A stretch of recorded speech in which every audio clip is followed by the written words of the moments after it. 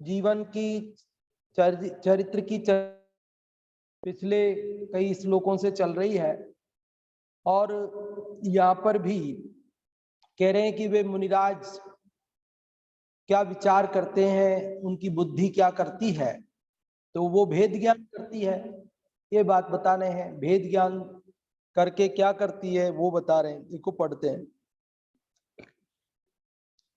ये बुद्धिरलक्ष्यमाण भिदयो राशात्मनोरन्तरं गत्वोच्चैरविधाय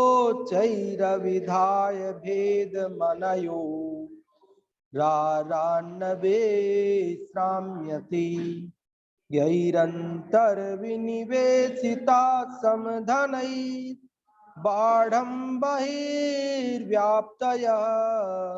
तेषां नोत्र पवित्रयन्तु परमः पादौ स्थिता पांसवः ज्ञान राग का भेद अगोचर इसमें थिर जिनका मति ज्ञान भेद ज्ञान के बिना न जिसको मिलता कभी नहीं विश्राम बाह्य वस्तु से वृत्ति हटाकर अंतस में स्थित समधन किसे पवित्र करे नहीं उनके चरण कमल स्थित रजधन।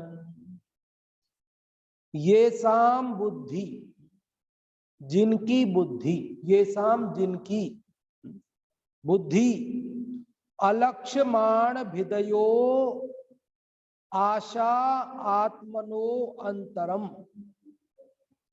फिर से बोलता हूं संधि विच्छेद करके, बुद्धि अलक्ष्यमाण, र है वो विसर्ग का बना है, सामने अलक्ष्यमाण का अ उसमें मिल गया, इसलिए अलग करेंगे तो बुद्धि अलक्ष्यमाण भिदयो। अलक्ष्यमाण भिदयो मतलब अलक्ष्यमाण मतलब दिखाई नहीं देता। लक्ष्य लक्ष्य करते हैं ना, मतलब देखते हैं, और अलक्ष्य मतलब दिखाई नहीं देता। क्या? भेद, जिनका भेद दिखाई नहीं देता।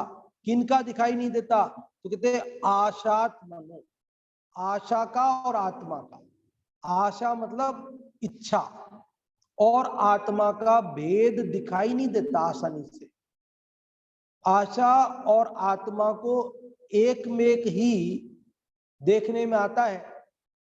आशा और आत्मा कहो या राग और आत्मा कहो, आत्मा को ज्ञान कह सकते हैं, तो राग और ज्ञान का भेद पकड़ में नहीं आता। आप आशा और आत्मा कहो, इच्छा और आत्मा कहो, ज्ञान और राग कहो, कि शरीर और आत्मा कहो, परद्रव्य और स्वद्रव्य कहो, सब एक ही बात है। समझ में आ गई बात? आशा और आत्मा में अनादि से ज्ञान और राग में भेद दिखता नहीं है। जिसका भेद दिखाई नहीं देता है, ऐसे ज्ञान और राग में मुनिराज की बुद्धि क्या करती है? अंतरम गत्वा, भीतर जाकर, मतलब उन दोनों के बीच में जाती है। यह ना अंतरम गत्वा उच्चै अविधाय भेदम अनयो आरात न विश्राम्यति। देखो थोड़ा थोड़ा आप 2-3 बार सुनोगे तो पकड़ में आ जाएगी बात। जिनकी बुद्धि अलक्ष्यमाण भिदयो मतलब जिनका भेद दिखाई नहीं देता, ऐसे ज्ञान राग के अंतरम गत्वा, उन दोनों के बीच में जाकर, अंतर मतलब बीच में, अंतर मतलब बीच में, किसके? ज्ञान और राग के बीच में जाकर, गत्वा, गत्वा मतलब जाकर, क्या करती है? उच्चई, उच्चई मतलब अत्यधिक, एकदम, अविधाय भेदम, अविधाय मतलब बिना किए बिना, अविधाय मतलब, विधाय मतलब करके, और अविधाय मतलब बिना किए, किसको? भेदम, उच्चई भेदम अविधाय, एकदम भिन्न किए बिना, अनयो इन दोनों में, आरात तुरंत न विश्राम्यति, नहीं विश्राम करती। मुनिराज की बुद्धि जिनका दिखाई नहीं दे रहा, ऐसे ज्ञान और राग के बीच में जाकर जब तक एकदम भेद नहीं कर देती है तब तक आराम करती नहीं है। 2 लाइन का अर्थ समझ में आया? क्या अर्थ है? मुनिराज की बुद्धि जिस राग और ज्ञान का भेद दिखाई नहीं देता अज्ञानियों को, उन दोनों के अंदर जाकर और जब तक उनका भेद एकदम नहीं कर दे तब तक उनकी बुद्धि विश्राम नहीं करती। शब्दों का अर्थ समझ में आ रहा है कि नहीं आ रहा है? ये साम बुद्धि, बोलिए, जिनकी बुद्धि अलक्ष्यमाण भिदयो, जिनका भेद दिखाई नहीं देता, ऐसे आशात्मनो, ऐसे राग और ज्ञान का के अंतरम गत्वा, बीच में जाकर, उच्चई भेदम अविधाय, एकदम भेद किए बिना, अनयो, इन दोनों के, ज्ञान और राग के, आरात मतलब शीघ्र, न विश्राम्यति, विश्राम नहीं करती, आराम नहीं करती। अच्छा, भेद करके फिर तो करती विश्राम? हाँ हाँ, भेद करके तो विश्राम ही विश्राम है, फिर क्या है? फिर तो आनंद है, फिर बचता ही क्या है? दुख सारा का सारा पर को अपना मानने का है, राग को मैं जानने का है। जब दोनों में अत्यंत भिन्नता पहचान ली फिर तो आनंद ही आनंद है, फिर क्या है? क्योंकि आत्मा तो आनंद से भरचक है। आत्मा में तो दुख नाम का गुण नहीं है, आत्मा में तो सुख नाम का गुण है। ये तो पर को अपना मान लिया ना, राग को अपना जान लिया जिसमें सुख नहीं है, जिसके कारण से दुखी हो रही। और जब अत्यंत भिन्न जान लिया, मान लिया, भिन्न कर दिया, फिर क्या है? फिर तो आनंद आनंद बचता है, फिर बचता ही क्या है? दुख। तो क्या करते हैं फिर वो कि यही जिनकी अंतर्निवेशिता, अंतर्निवेशिता मतलब अंदर में प्रविष्ट हो गई, अंदर में प्रवेश कर गई। क्या? बहिर्व्याप्त, यह बाहर जो व्याप्त होता था ना उनका उपयोग, वो अब बाहर नहीं रमता। कहाँ जाता है वो? अंदर। पहले उसने राग को अपना मान रखा था, राग को भला जान रखा था, तो वहां जाता था, पर में जाता था। लेकिन जब जान लिया अत्यंत भिन्न, तो अब वो बाहर जाए क्यों? जिसको अपना मानता नहीं उसमें क्यों जाएगा? तो जिसको अपना मानता है ऐसे आत्मा में ही जाएगा। कल प्रश्न था ना कि हमारा उपयोग अंदर टिकता नहीं है, बाहर ही भागता है। तो उसका कारण क्या है कि पर को अपना जाना है, पर को उपयोगी जाना है, पर में सुख माना है, इसलिए बाहर जाता है। भेद विज्ञान नहीं किया। भेद विज्ञान करके कि ये पर है, इसमें सुख नहीं है, इससे मेरा भला नहीं है, मैं ये हूं, मेरा भला यहाँ है, सब कुछ यहाँ है, तो फिर कहाँ जाएगा उपयोग? फिर यहीं रहेगा, कहीं नहीं जाएगा। उस बच्चे को पता चल गया ना कि सब मेरा तो मनोरंजन मोबाइल के अंदर है, फिर कहीं नहीं जाता छोड़ करके मोबाइल को।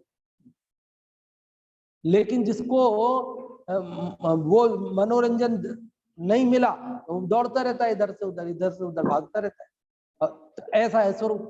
अब है नहीं उसमें कोई मोबाइल में, लेकिन मान लिया, भ्रम से मान लिया तो उसमें अटक गया। तो ऐसे यहाँ आत्मा में तो वास्तविक आनंद है, भ्रम वाला नहीं है।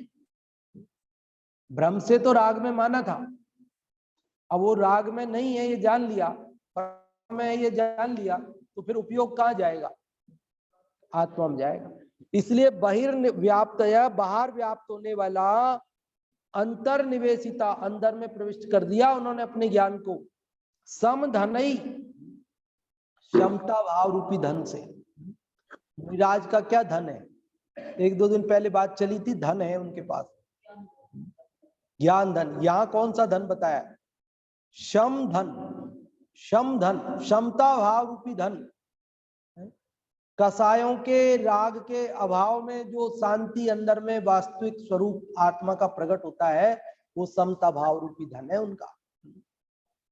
तेसाम, तेसाम मतलब उनके पादों स्थित, पैरों से उड़ी हुई, तेसाम उनके पादो स्थिता, पाद मतलब पैर, उनसे उत्थिता, उत्थिता मतलब उड़ी हुई, परमः पांसवः, परम मतलब उत्कृष्ट पवित्र, पांसु, पांसु मतलब होता है धूल, पांशवा मतलब धूल, उनके पैरों से उड़ी हुई परम पांशव अर्थात पवित्र धूल, अत्र नो पवित्र यंतु, यहाँ अत्र यहाँ, नो मतलब हम सबको, पवित्र यंतु पवित्र करे, कह रहे उन मुनिराजों के चरणों की धूल हमें पवित्र करे। ऐसा मुनिराज के प्रति कैसा बहुमान आता है, कैसा श्रद्धा का ज्वार उमड़ता है जब उनका स्वरूप समझते हैं, तो ऐसा लगता है कि उनके चरणों की धूल भी हमें मिल जाए तो हम पवित्र हो जाएं। वैसे तो धूल अगर अब आ जाए तो हम क्या होता है, धूल से तो हम मानते गंदे हो गए, वो उसको धोते हैं, लेकिन कहते हैं वो मुनिराज के चरणों की धूल आ जाए तो हम पवित्र हो जाएं। मतलब ये क्या उन मुनिराज का स्वरूप है, क्या उनकी महिमा है, ये समझने पर ऐसा बहुमान आता है उनके। तो चारों लाइन का अर्थ समझ में आ गया ना आपको? देखो एक बार फिर से मैं अर्थ बोलता हूं, फिर और चर्चा करेंगे। जिनकी बुद्धि, जिनमें भेद दिखाई नहीं देता, ऐसे राग और आत्मा में बीच में जाकर भेद करके जब तक एकदम भिन्न नहीं कर देती है तब तक आराम नहीं करती है। और इस प्रकार भेद करने पर जिनको समता भाव रूपी धन उत्पन्न हुआ है, बाहर की व्याप्तियां, बाहर का उपयोग अंदर में समा गया है, ऐसे मुनिराज के चरणों से उड़ी हुई पवित्र धूल हमारे को भी पवित्र करे। कोई समस्या किसी को समझने में कठिनाई? अब कुछ नहीं है ना, अब हिंदी वाला पढ़े, देखो आपको भाव समझ। ज्ञान राग का भेद अगोचर, एक एक शब्द पे ध्यान दीजिए। ज्ञान और राग का भेद कैसा? अगोचर, दिखाई नहीं देता अज्ञानी को। तो ज्ञान राग का भेद अगोचर, उसमें थिर जिनका मति ज्ञान, भेद ज्ञान के बिना न जिसको मिलता कभी नहीं विश्राम, बाह्य वस्तु से वृत्ति हटाकर अंतस में स्थित समधन, पवित्र करे नहीं उनके चरण कमल स्थित रजधन। का भेद जो कि अगोचर है, ज्ञान देता है, उसमें थिर जिनका मुनिराजों का में लगा हुआ है, और उसमें लगने पर केवल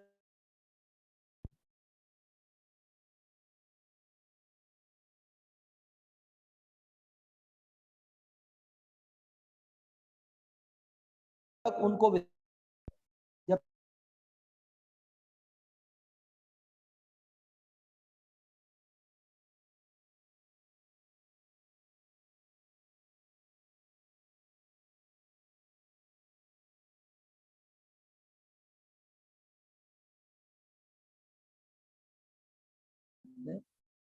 भाग से हटाकर ज्ञान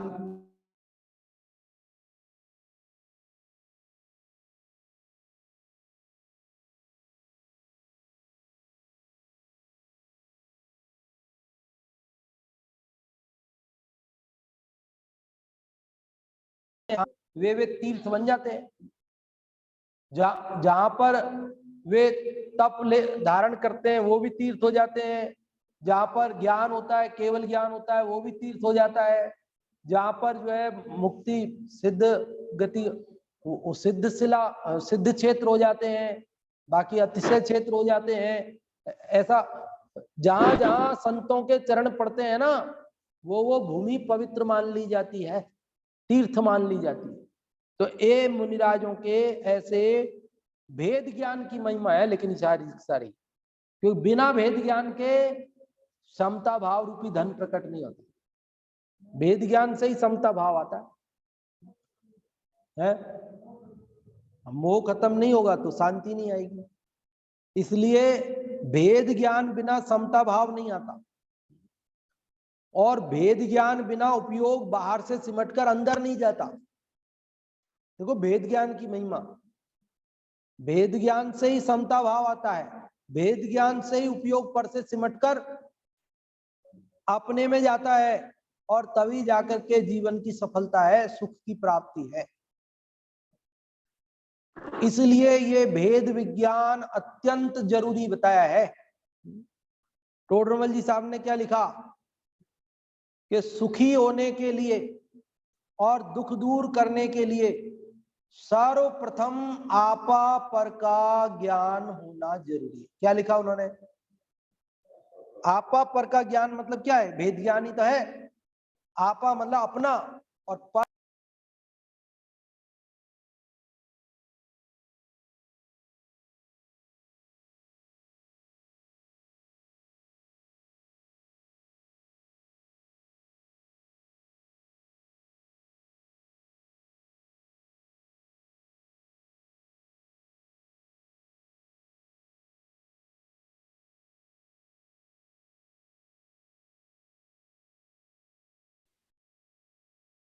आवाज नहीं आ रही है।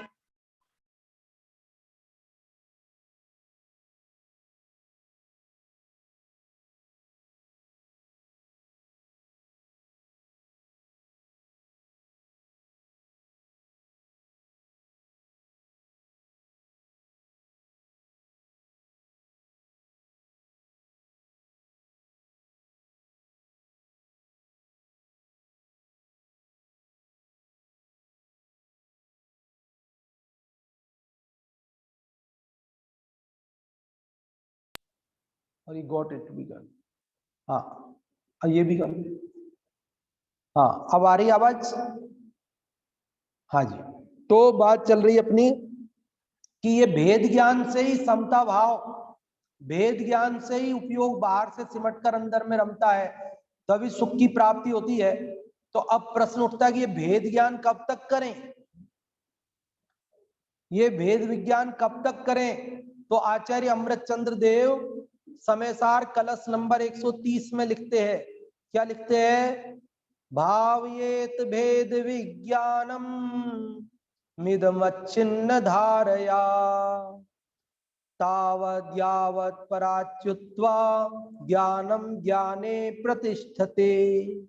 क्या मतलब है कि भावयेत भेद विज्ञानम, कि भेद विज्ञान की भावना करनी चाहिए। इदम अच्छिन्न धारया, इसको निरंतर करना चाहिए। कि कब तक करें निरंतर? तो कहते तावत तब तक, यावत जब तक, ज्ञानम ज्ञाने, ज्ञान पराच्युत्वा पर से हटकर ज्ञान में न समा जाए। हमारा जो उपयोग है, हर समय ज्ञान की पर्याय निकल रही है, वो पर्याय पर से हटकर अपने में नहीं समा जाए, तब तक भेद ज्ञान करना चाहिए। कब तक करना चाहिए भेद ज्ञान? कि जब तक पर से भिन्न अपने स्वरूप में नहीं समा जाए, तब तक भेद ज्ञान करते रहो।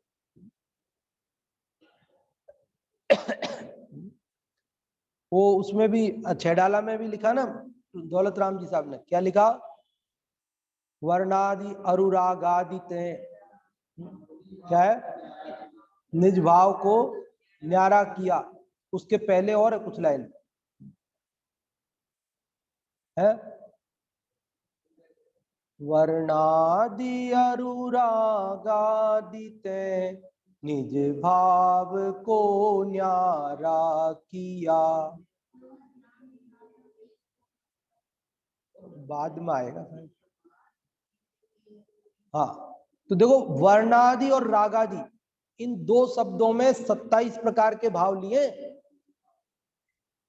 समयसार कलश में वर्णाद्या वा राग मोहादयो वा, तो वर्णादि और रागादि इसमें 27 प्रकार के भाव लिए।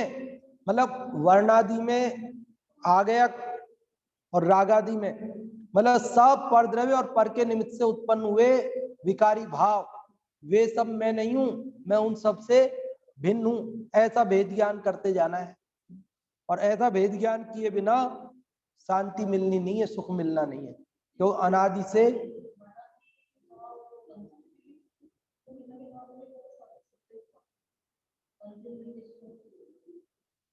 नहीं, वो वाले नहीं है। हाँ, वो 27 5 इंद्रियों के विषय वो अलग है, ये अलग है। वो तो 27 नहीं, वो तो 20 ही है। 5 इंद्रियों के तो स्पर्शन के 8, रसना के 5, और चक्षु के 5, और घ्राण के 2, और कान के 1 शब्द और मान लो तो 21, 7 मान 27 हो जाते हैं। लेकिन वो नहीं है ये। हाँ, वर्णादि पुद्गल और रागादि पुद्गल के निमित्त से पैदा हुए जो आत्मा के विकारी भाव, ऐसे वर्णादि रागादि भाव है, उन सब से मैं भिन्न हूं। वो तो कई सारी गाथाएं भी है ना, एक एक करके पूरा, ये मैं नहीं हूं, ये मेरे नहीं है, मैं एक ज्ञायक भाव हूं, ये मेरे नहीं है, मैं क्रोधादि मेरे कुछ नहीं, मैं एक ज्ञायक भाव हूं, ऐसे बराबर गाथाएं चलती। ये अधिकार में ऐसे मेरे को याद नहीं है अभी, लेकिन अपन ने समय सार का जब चलाया था, अभी देखेंगे तो मिल जाएगा। तो देखो क्या बात चल रही है। अब इसका पद्यार्थ भी पढ़ लिया अपन ने, अर्थ पढ़ते हैं। देखो, जिनमें भिन्नता भाषित नहीं होती, ऐसी जगत की आशा और आत्मा के मध्य जिनकी बुद्धि स्थित हुई है, अर्थात जो इन दोनों में अच्छी तरह भिन्नता जाने बिना विश्राम नहीं लेते, ऐसे महामुनि शांत भाव रूप धन के धनी है, क्योंकि इन्होंने बाह्य पदार्थों में जाने वाली चित्त वृत्ति को अंतरंग में स्थापित किया है। ऐसे महामुनियों के चरण कमलों की श्रेष्ठ धूल जगत में किसे पवित्र नहीं करती, अर्थात सभी को पवित्र करती है और हमें भी पवित्र करे। देखो, मुनिराज जो इस प्रकार के वृत्ति को धारण करते हैं, तो उनका संसर्ग करने मात्र से, उनके वचन सुनने मात्र से, उनके दर्शन करने मात्र से जीवों को ऐसी प्रेरणा निरंतर मिलती रहती है। उनको देखते हैं तो वैसी प्रेरणा दिखाई देती है, उनके वचन सुनते हैं तो यही प्रेरणा मिलती है। इसलिए कहते हैं कि भाई ऐसे जो महामुनिराज हैं, उनके सत्संगति, सत्संगति मतलब क्या है कि साधुओं की संगति, वही मतलब है। तो ये ऐसे मुनिराजों की बात, उनका उपदेश कभी हमने सुना नहीं, उनकी संगति की नहीं। अनादि से हमने काम भोग बंधन की कथा सुनी है, एकत्व विभक्त भगवान आत्मा की बात सुनी नहीं है, परिचय में नहीं की है और अनुभव नहीं किया है, और जिन्होंने परिचय किया, अनुभव किया, उनकी संगति भी नहीं की है। कुगुरु कुदेव कुधर्म की उपासना की, कुगुरु के सेवक, कुधर्म के सेवक, कुदेव के सेवक, उनकी संगति की, लेकिन सुगुरु सुदेव सुधर्म उनकी संगति नहीं की, उनके उपासकों की संगति नहीं की। इसलिए हम अनादि से कुमार्ग पर चल रहे हैं, सुमार्ग पर नहीं लगे हैं। तो ये अर्थ में समझ में आ गया ना आपको, एकदम सरल है कि जिनको अब ये ज्ञान राग का यू तो अनादि से है ना, अनादि से है ये शरीर और आत्मा। ऐसा भी ये शरीर और आत्मा वो स्थूल रूप में और बाहर जाए तो ये शरीर आत्मा अनादि से है, आज से थोड़ी है। और अनादि से है, और अनादि से एक में एक जैसे हो रहे हैं, एक में एक जैसे हो रहे हैं, उनको अलग हमने जाना ही नहीं है। लेकिन अनादि से हैं, एक में एक जैसे हो रहे हैं, पर हैं तो अलग अलग। ज्ञानी ये जान लेते, जो जान लेता है वो ज्ञानी हो, और जो नहीं जान पाए अज्ञानी। भेष और आप पहचान लो, जब तो बहरूपिया चला जाएगा, और अगर आपने नहीं पहचाना तो वो पूरे करतब दिखाएगा आपको। ऐसा ही होता था ना पहले, बहरूपिया बन के आते थे ना, बहरूपिया होते थे, बहरूपिया एक जाति होती थी ना, तो वो दिवाली वगैरह से पहले ऐसे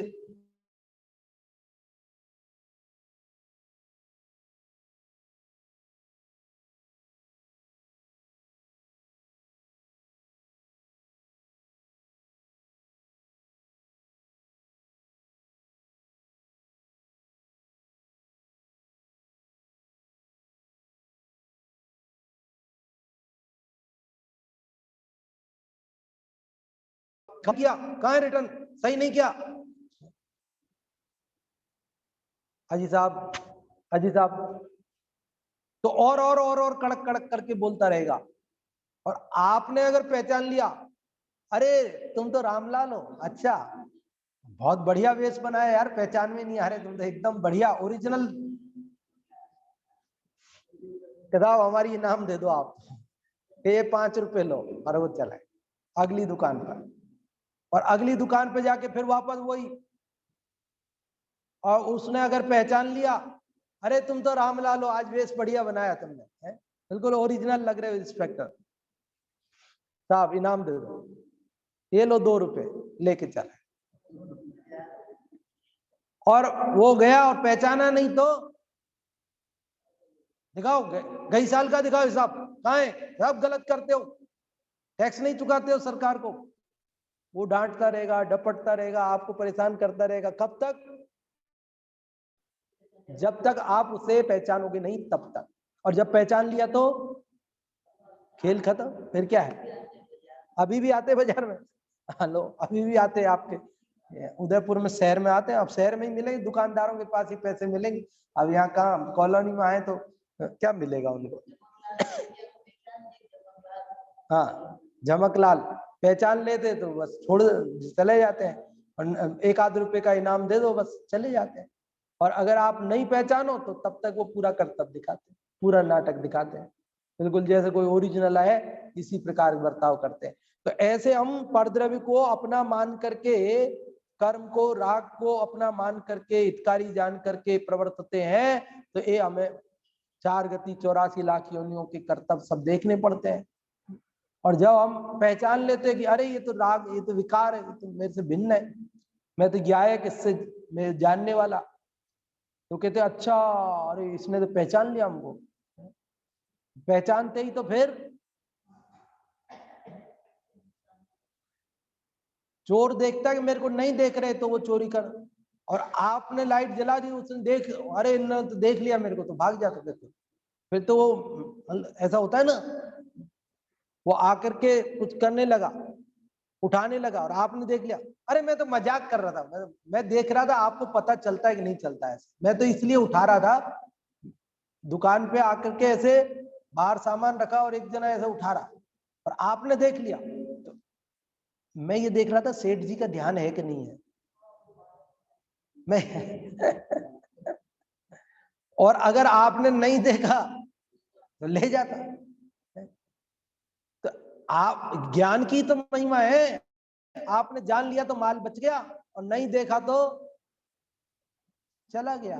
तो ऐसे आपने राग को पहचान लिया, पर को पर जान लिया, निज को निज जान लिया, तो दुख का अंत हो जाता है, सुख की प्राप्ति हो जाती है।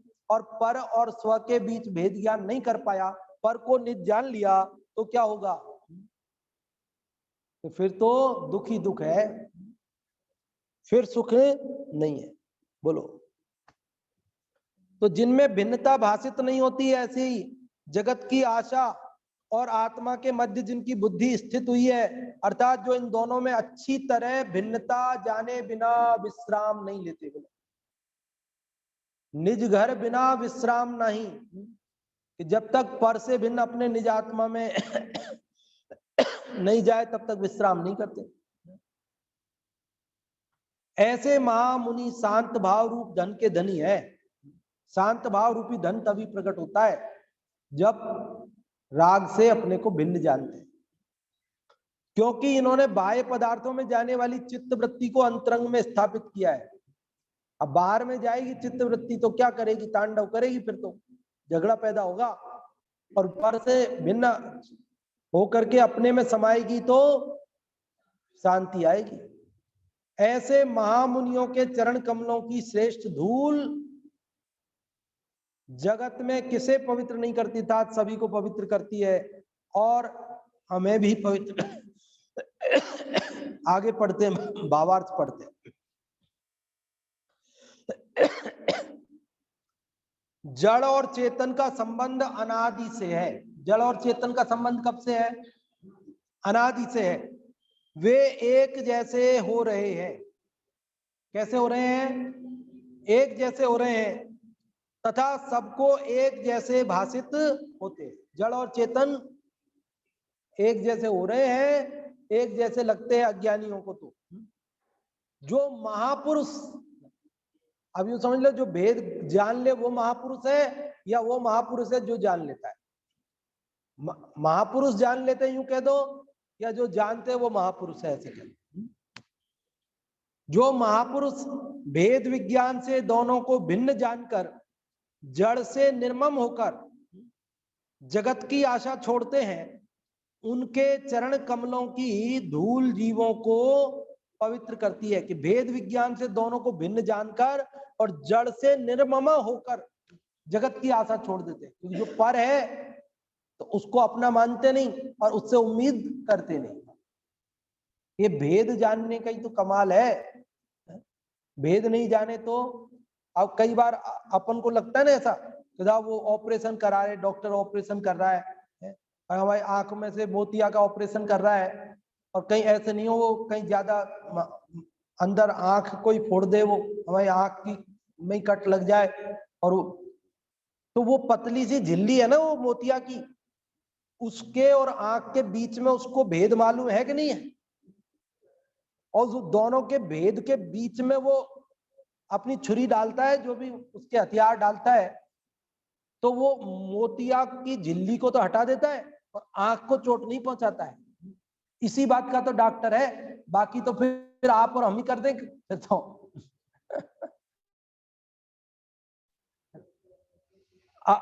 अपन डॉक्टर की किस लिए महिमा करते हैं? क्यों हाथ जोड़ते हैं, क्यों पैसे देते हैं, क्यों अपन उनके पास जाते हैं? कि उन्हें पता है कि कहां तक रोग है और कहां स्वास्थ्य है, तो वो रोग को हटाते हैं और शरीर को नहीं डिस्टर्ब करते हैं। फोड़ा है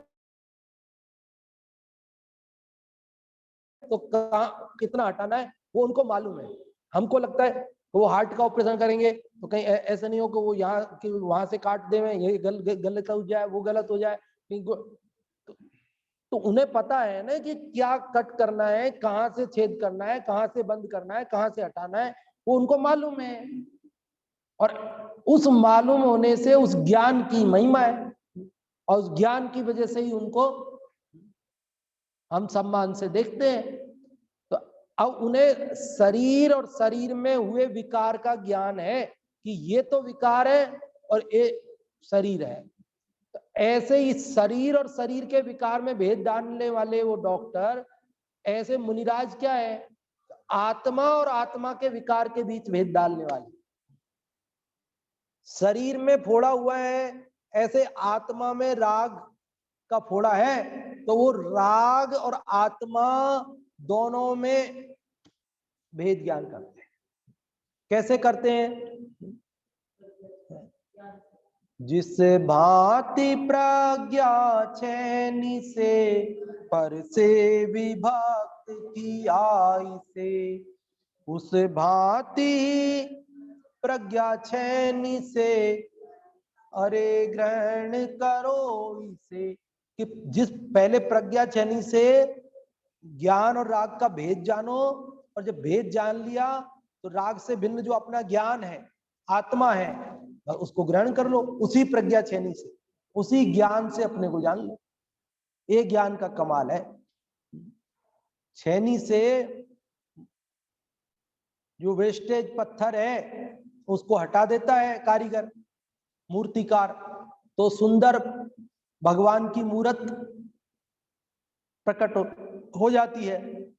उसी प्रकार हमारे मुनिराज क्या करते हैं कि आत्मा के ऊपर जो रागादि का है ना एक्स्ट्रा कचरा, उसको दूर कर देते हैं और फिर अंदर में जो भगवान अपना वो प्रकट हो जाता है। बोलो भगवान कैसे प्रकट होते हैं, कैसे बन जाते हैं? कि जो रागादि एक्स्ट्रा उसको अपने से भिन्न जानकर और उससे भिन्न अपने निज स्वभाव में रमते हैं, तो वो विकार नष्ट हो जाता है और स्वभाव प्रकट हो जाता है। बस यही तो काम करना है हमको भी। हमको क्या काम करना है? हमको यही काम करना है। तो भावार्थ समझ में आया कि जड़ और चेतन का संबंध अनादि से है। संबंध अनादि से मतलब साथ में एक क्षेत्रावकार रहते हैं, लेकिन एक दूसरे रूप हुए नहीं है। जड़ आज तक जड़ है और चेतन आज तक चेतन है। जड़ का एक भी परमाणु चेतन नहीं हुआ और चेतन आज तक जड़ नहीं हुआ। हाँ, संबंध है, मतलब साथ में रहते हैं।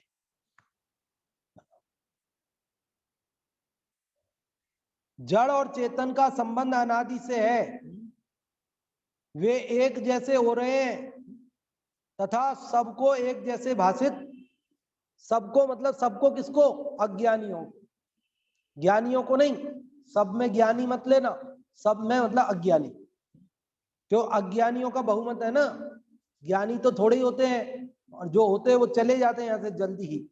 इसलिए अज्ञानियों का बहुमत होने से कहा सबको एक जैसे भाषित होते हैं। लेकिन जो महापुरुष भेद विज्ञान से दोनों को भिन्न जानकर जड़ से निर्ममत होकर जगत की आशा छोड़ते हैं, उनके चरण कमलों की धूल जीवों को पवित्र करती है। आप और हम सबको भी पवित्र करे, अर्थात चरण धूल पवित्र करे, अर्थात कि हम भी भेद ज्ञान करें, हम भी राग आदि से भिन्न अपने स्वभाव को पहचाने, उसी में जमे रमे और सुखी हो। इस मंगल भावना से अभी की बात को विराम देते हैं और अगले श्लोक की चर्चा अपन कल करेंगे।